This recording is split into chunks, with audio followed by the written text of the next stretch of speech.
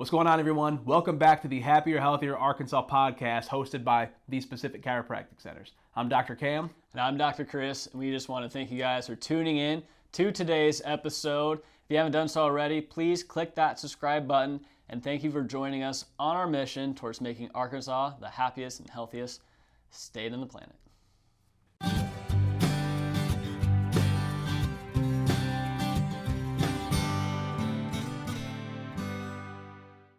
Welcome back, everyone, to Happier, Healthier Arkansas. Today, Dr. Chris and myself have something very, very special that we're going to talk about today. Before we get started, though, Dr. Chris, I always got to ask, brother, what are we sipping on? New mug today. It says, not only to say Dr. Chris Brown on the back end, but it's got the Specific Chiropractic Centers on the front end. If you have not gotten your nervous system checked, you got to get yourself checked by the docs. Today, we got green tea kombucha times morning rich vitality. The taste test. Down to earth, slightly minty, and overall it's a very grounding blend. There we go.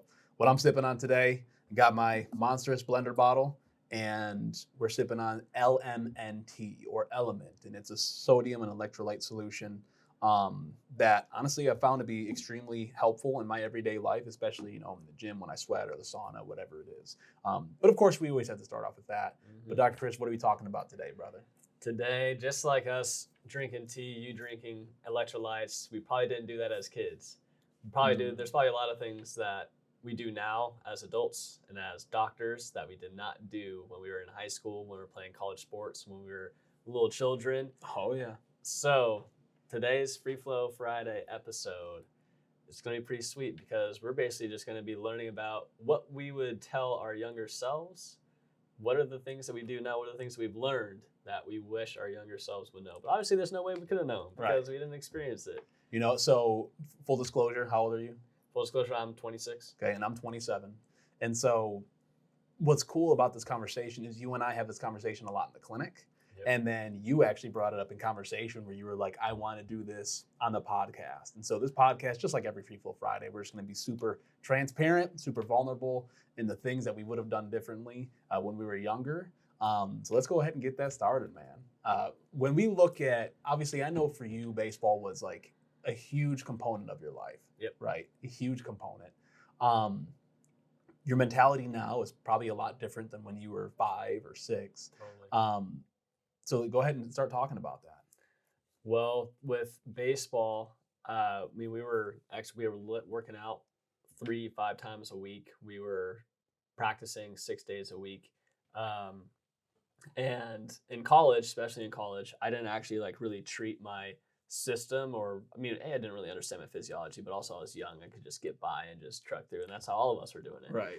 We'd go to class 8 a.m. to 12, go to practice from 12 to 5, 12 to 3:30, lift from 3:30 to 5, and then you'd have dinner, and then you got to go do homework, and then you go to sleep, and you rinse and repeat. Now, did we care about sleep? No. Did we care about what we ate? No. They just told us to get 5,000 calories because you're burning a lot, so we didn't care what the source was.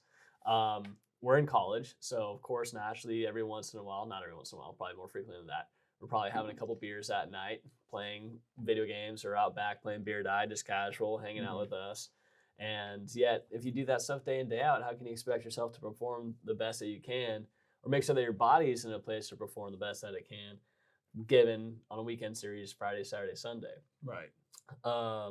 There's not only the health aspect, things I wish I would do differently during the week, during the day to prepare myself for the week, but also I was our pitching captain when I was a senior, and there are things that I wish I did in leadership. Leadership aspect, manning a group of, basically 18 to 22-year-olds, and I was 22 at the time, but actually trying to lead them and have them understand what it took to win a championship, what you had to do outside of those of games itself and preparation, how I just conducted myself personally, and there's a lot of things. When for me, so your history is pretty much rooted in baseball. Yeah.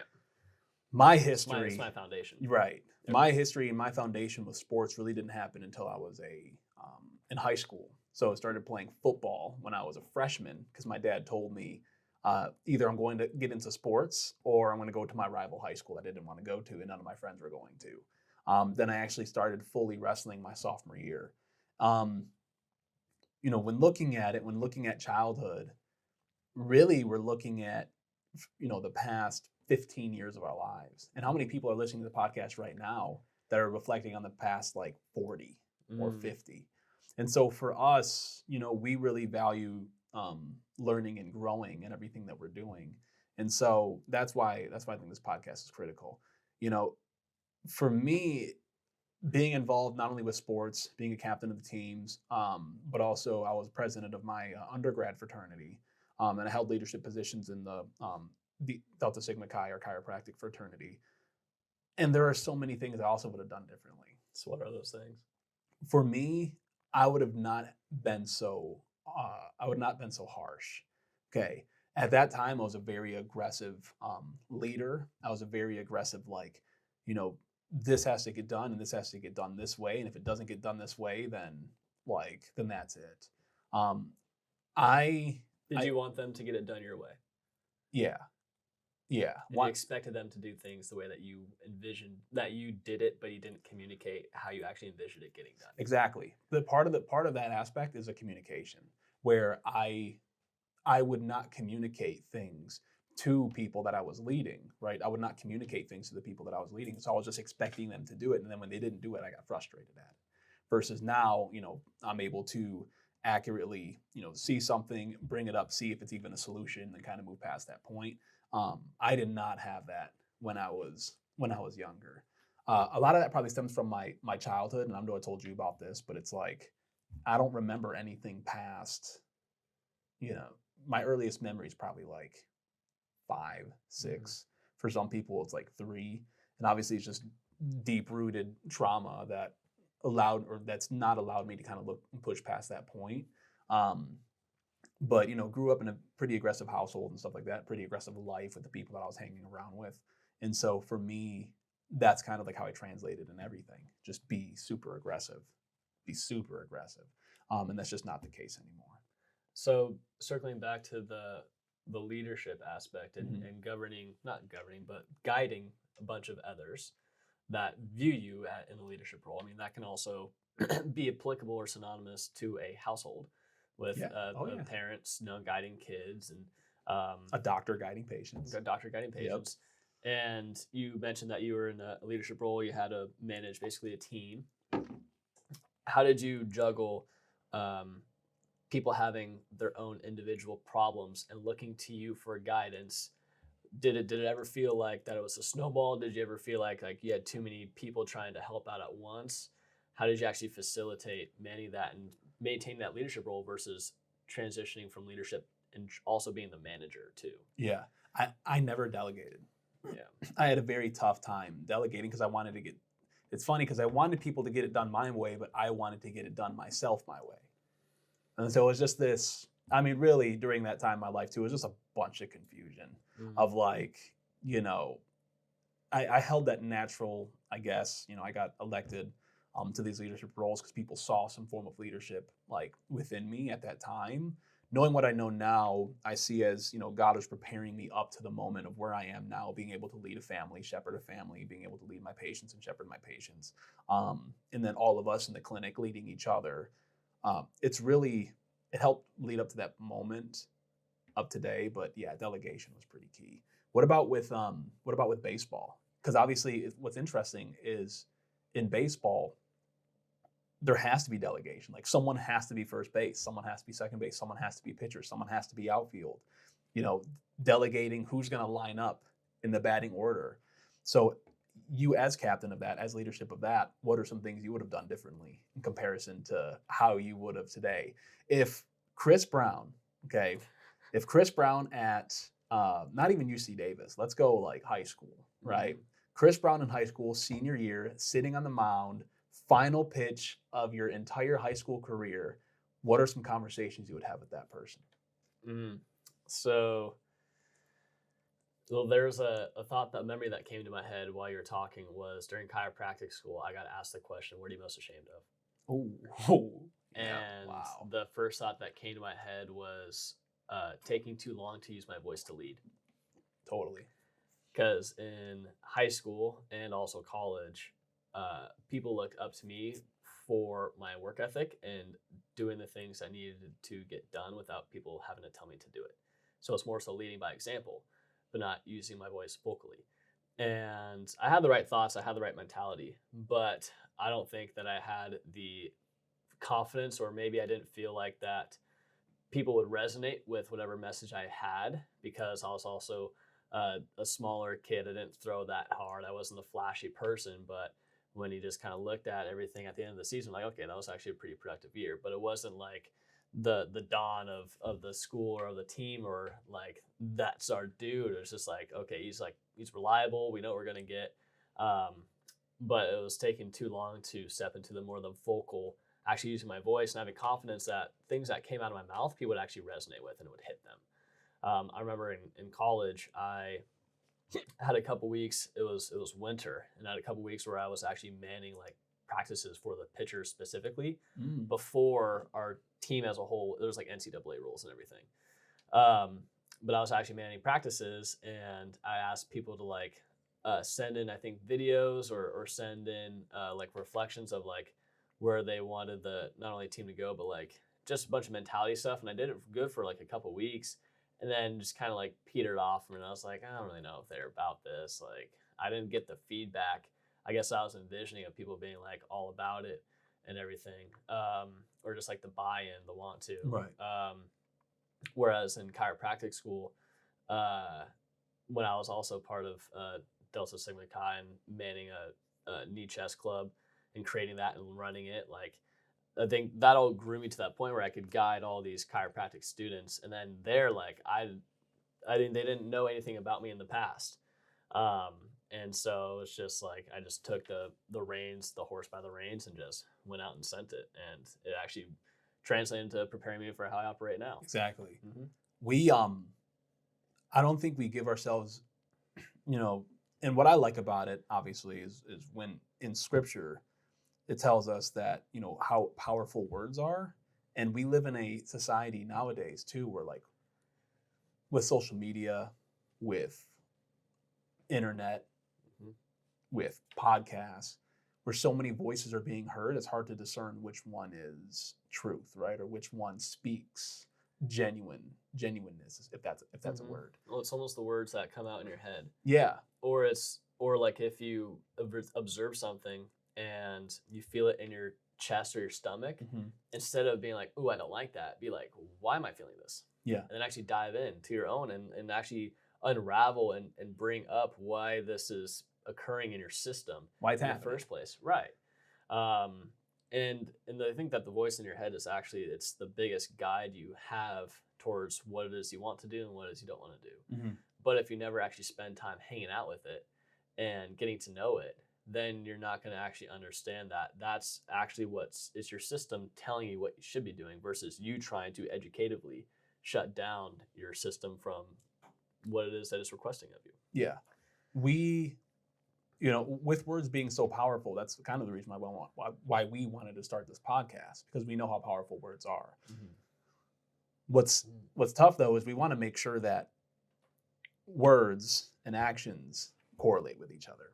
Right. Which we talked about this on a previous podcast. The reason why I decided to start losing weight is because Happier, Healthier Arkansas, 300 pounds. Right. Walk your own talk. Yeah, it doesn't make sense. So making sure that we're walking our own talk, and making sure that when we talk, we're speaking, we're edifying our speech, right? Where our speech is graceful, or our speech is powerful and impactful, but our speech is also not shying away from what we know is reality, especially when it comes to health, because of how many people nowadays are so subscribed to the medical model that what we say is so far out there, and they have to be able to discern the truth from reality.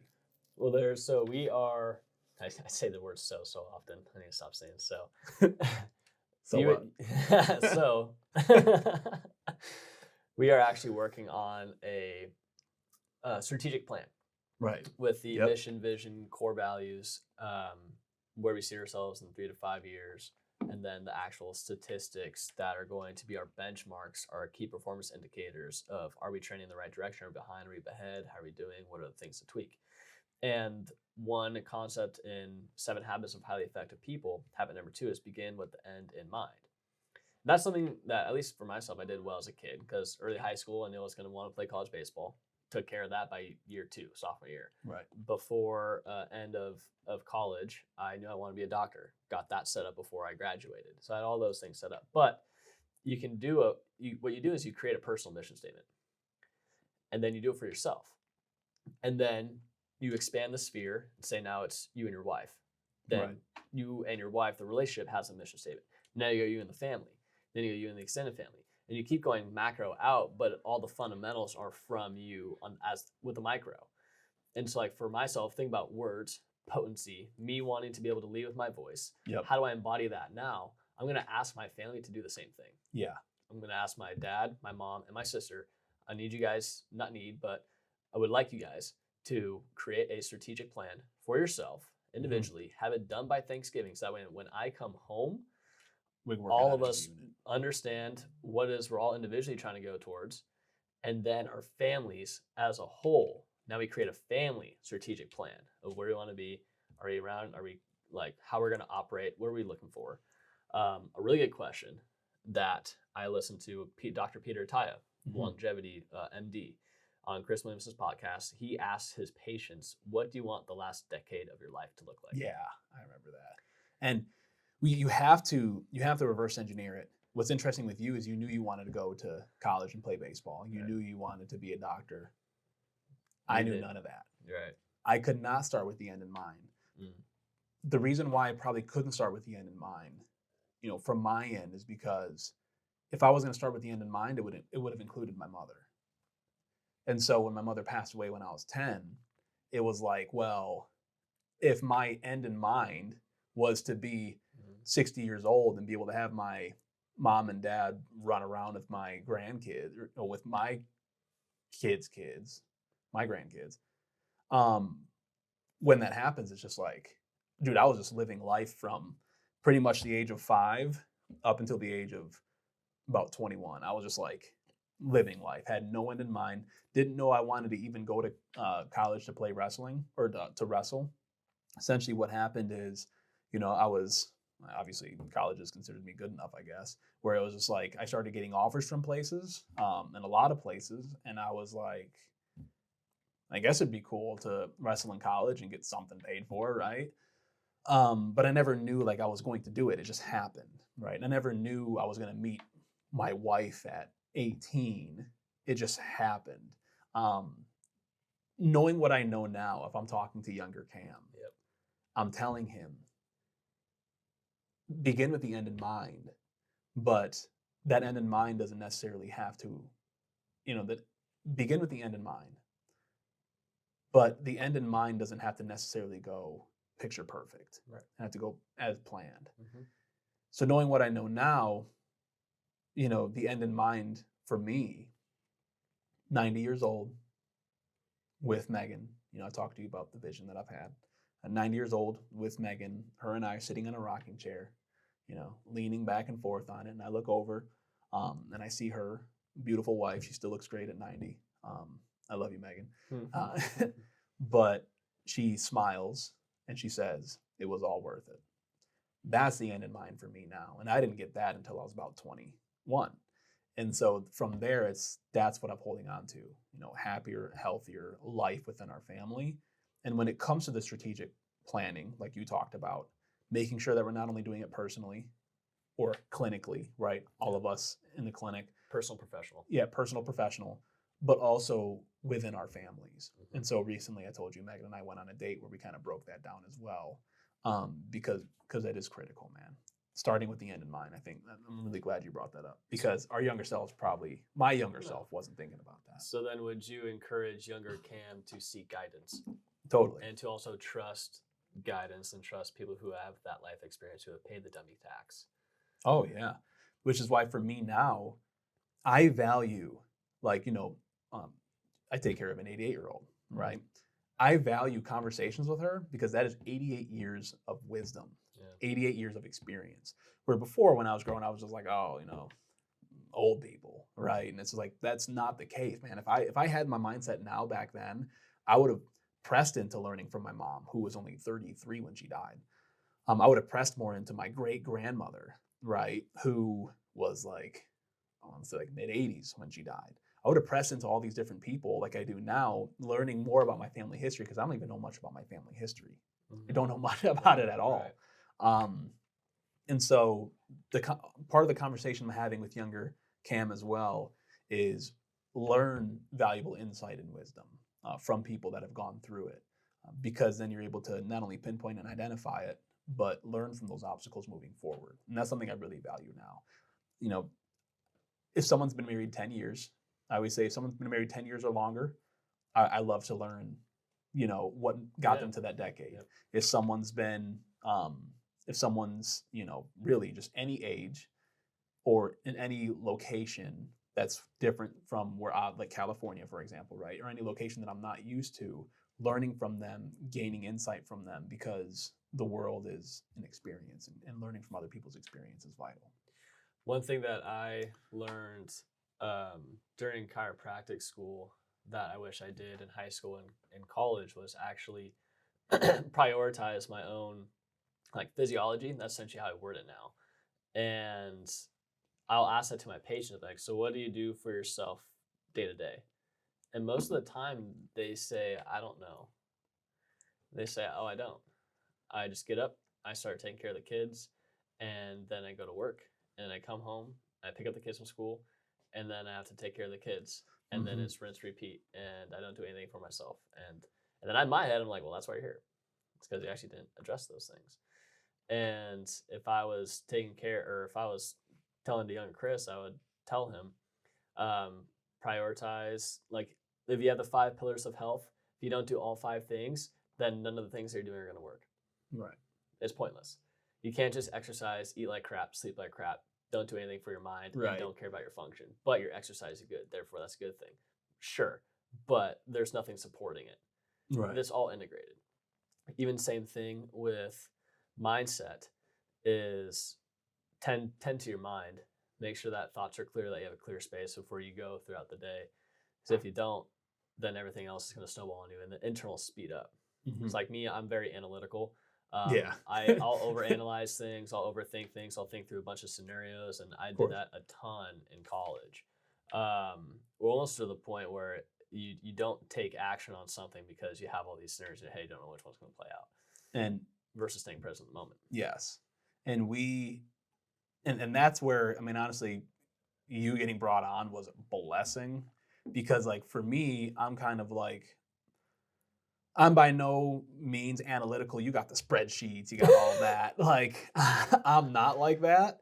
You know, I'm more of like, I guess I'm more of like a planner, but that's also where it works out, right? Like I'm the planner, you're like the analytic that like tracks the data of the planning and then grants the visionary, like all of it. Dude, it's honestly the way that all 3 of us operate, or just you talk about it all the time about how it just doesn't make sense to the world.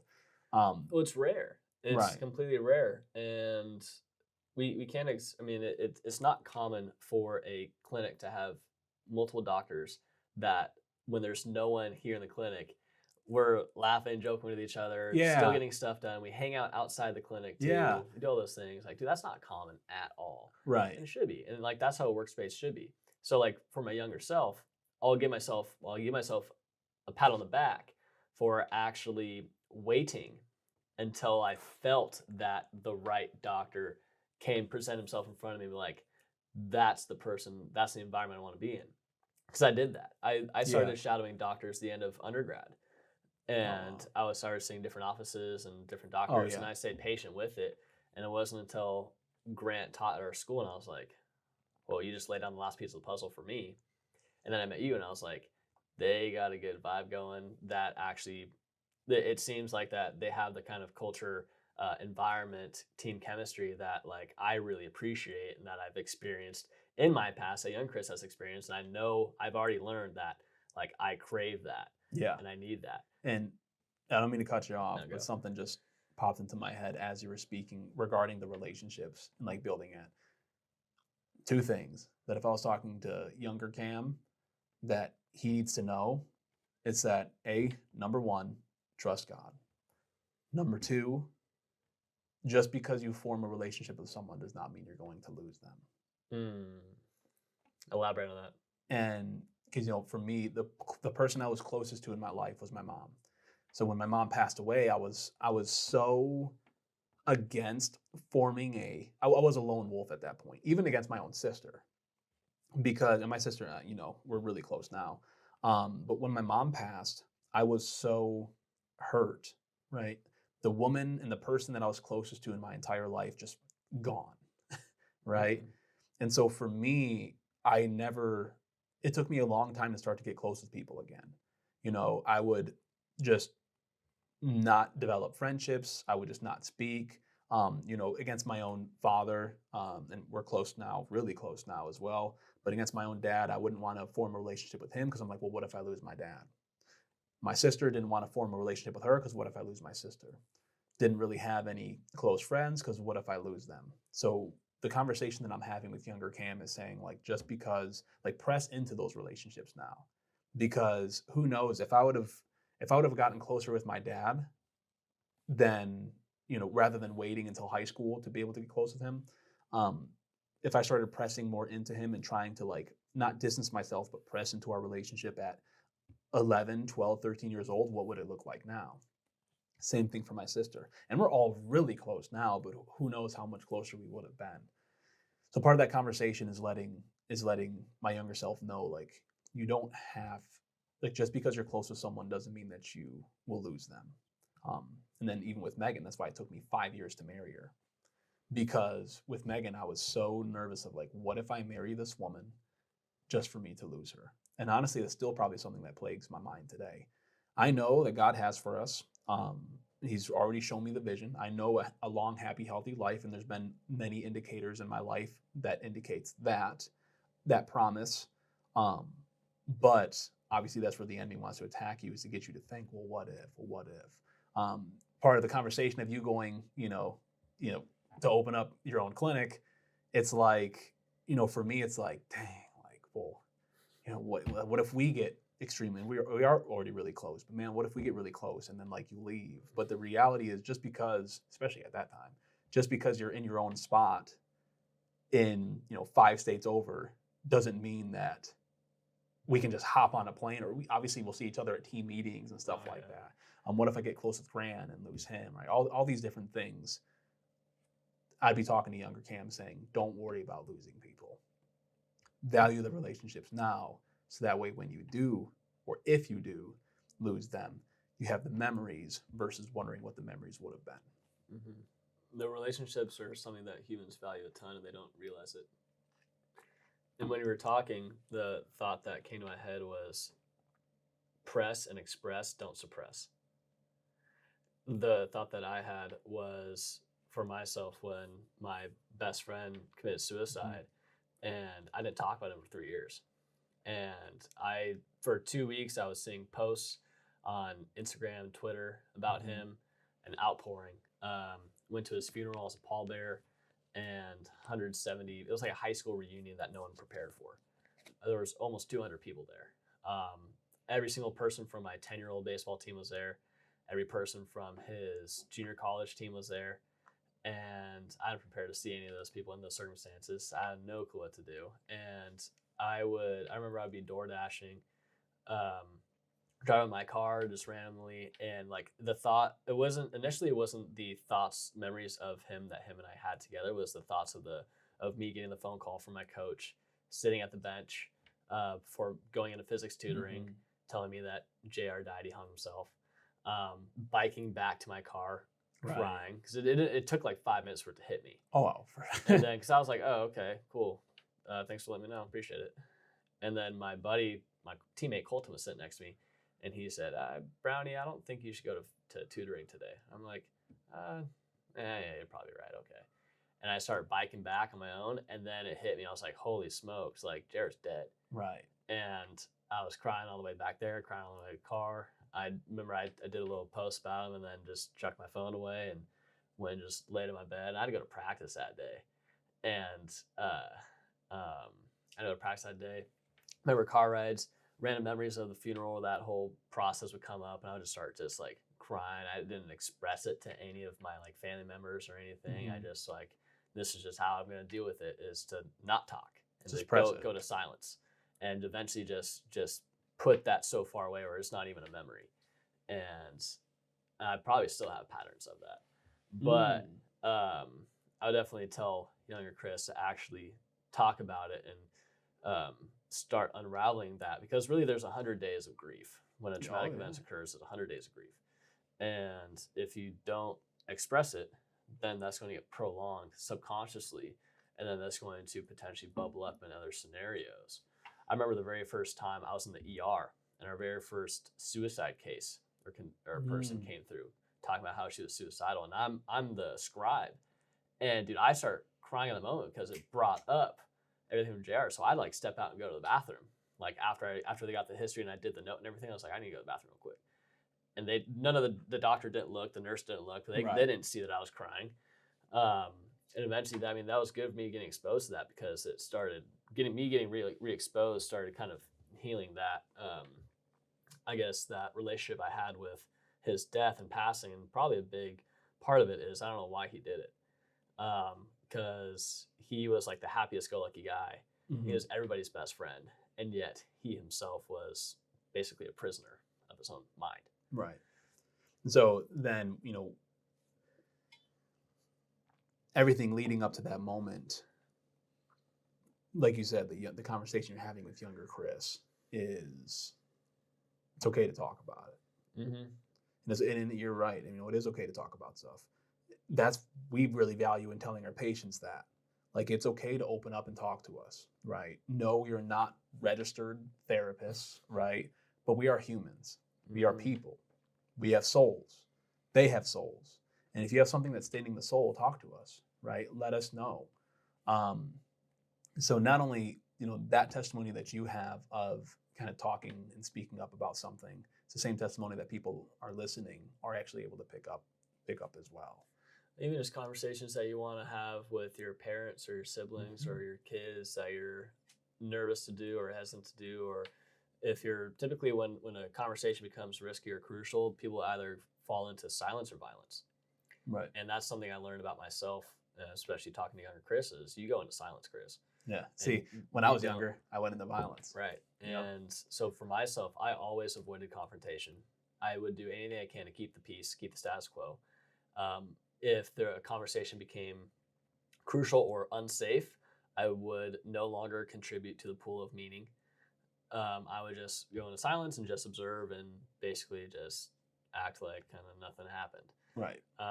Instead of actually, A, potentially holding someone accountable, or B, offering my own observations or insight.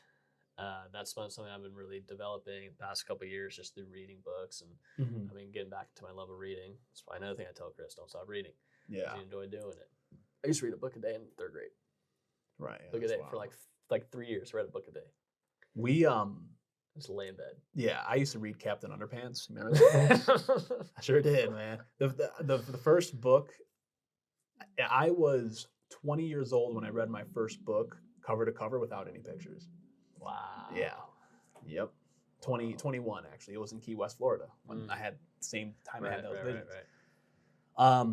So, talking about things here, really the reason why we wanted to do this episode is because we wanted to be able to encourage people that are listening. Write or talk to that younger self, right? Write or talk to the younger self of, hey, what's going on? What would you have done differently? Because guess what? The conversations that, one's having to themselves 10 years ago is going to be way different than the conversations they're having 10 years removed, moving forward. So, wrapping up here, what are some things that we could tell people that are listening to sit back, reflect, and to press into their younger selves while also preparing for their older selves? What are some recommendations that we have? I think you definitely need to ask the question, what do you want the last decade of your life to look like? Yep. How do you envision yourself in 10 years operating in terms of everything, especially the roles that you play? So how do you envision yourself being as a father or as a husband or as a son, as a doctor, as a business person, as a friend, as an advisor, as a councilman, as a disciple, as a student, as all those things? How do you actually envision those lessons, or how do you envision yourself fulfilling those roles? Work, let's see, a meditation kind of thing that I did 3 nights ago, because I'm rereading 7 Habits of Highly Effective People. Chapter 2 is Begin with the End in Mind. That's what I'm in right now. And what you do is you basically lay down, you read the first page of the book, which is envisioning your funeral. You envision your funeral. So what happens is you envision walking up, you're with someone else, you're walking up, you see all the people and everything. You see the face of the person. You walk up, you go into the church or wherever you are at, and then you walk up to the casket, you look in the casket, and you see yourself in 3 years. And then in that moment, you have people that are going to talk on your behalf. So the first group is family members, whether it's aunt, uncles, siblings, cousins, whatever it is, they're speaking on your behalf. And then you have like close friends, people that have been around you for a long time. Then you have someone that you worked with. They saw like your work ethic and etiquette and everything. I forget what the fourth person is. But then what you want to actually think about is, what do you want them to say about you? What do you want them to feel or express about you? And so for me, it was my sister spoke. My friend, I think Francis or Trevor spoke. And then for workplace, you spoke. So those were the 3. And a big one, I mean, that's just how you end up envisioning that and what they would say. And then that actually helps create a guidelines of your actions, behavior, character. You have to start doing those things now if you want that to be the outcome. Totally. Good and stuff. So it creates your bowling lanes to where you have freedom to operate within the lanes, but if it's an action that it steps outside the lanes, then you don't do it. And then you're creating forward momentum towards that vision. For me, it would be creating the strategic plan for yourself, creating the strategic plan for your family. That's crucial. For your business. Personal mission statement. Yep. What do you stand for? What's your mission statement for you? What's your mission statement for your profession? What's your personal mission statement for how you're going to run your family? And all these things. Like, you have to have a mission statement for all that stuff. And so for those of you that are listening, do the strategic plan. Look at... Remind them again. So the strategic plan, what you want to do is you want a personal mission, a personal vision, and then personal core values. For your life. Your entire life. And then you can do that and reverse engineer it for your family, for your practice, for your business, whatever it is.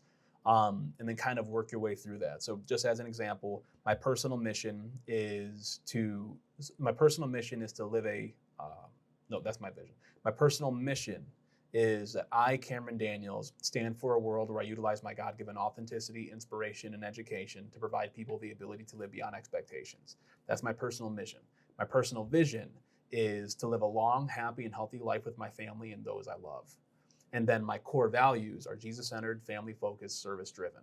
And so I take 3 of those, or I take those 3, the mission, vision, and core values, and then that dictates everything else in my life. That guides you personally, and then that ends up funneling down into the family statement, into the clinic, all 3 of us docs as a whole, into everything that you do, all the groups that you lead. It's all that is the foundation. Yes. You do that. You do 3-year, 5-year for both, for personal and professional. We only be in 3 years, so we only be in 5 years. And you create the stats, the metrics, even finance, even how you behave, even things you're doing. Like, one thing for me is every year I'll pick 2 things to focus on health-wise, like dive into. Right. Go down the rabbit hole. 2022 was tea and meditation. I want to learn about that stuff, figure it out, play with it myself. 2023 was breath work, fasting food. So I want to plan all that stuff, learn about it, set some difficult things for myself. 2024 is going to be VO2 max and nebulizing hydrogen peroxide. So we're going to start sprinting with each other.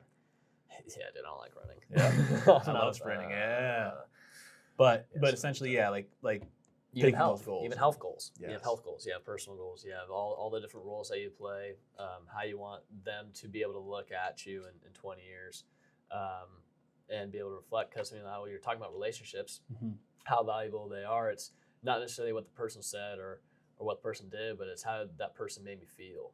Right. And that's really what a lot of us actually value. And humans need that social connection in order to be the fullest expression of themselves. So, for those of you listening, we encourage you to do that. Dr. Chris, Always good when Dr. Cam and Dr. Chris are doing free flows. Yeah. Our 15, 16, 17-year-old selves be very, very happy with the person that we became. Absolutely. And are becoming. Yep. And will be. So, until next time. Salutations. Yeah, until next time. They're never saying see ya. Yep, salutations. Let us know. Go ahead and subscribe to the podcast. Tell your friends about the podcast. If you like this episode, let us know in the questions and answers below. Check out our app called the Specific Centers. It's a white background, gray S. We have a free Facebook group called Happier, Healthier Arkansas, same as the podcast. Yep. You want free health guides, sleep, food, exercise, little things, little hacks that we will tell our patients and coach them through. Make sure to get into that Facebook group. That's going to be critical towards helping people in the state of Arkansas trend towards number 49 and overall health number 1. And then, of course, if you guys ever need anything, you let us know. Because our whole mission and vision for the Specific is to provide access to every single man, woman, and child to get their nervous system checked. Our clinic phone number is 501-420-2815. Don't hesitate to call it if you ever need anything. See you next time. Take care. We hope you guys enjoyed this latest episode of Happier, Healthier Arkansas. Thank you so much for tuning in. We really appreciate your guys' support. Please click that subscribe button if you haven't done so already. Thank you for joining us.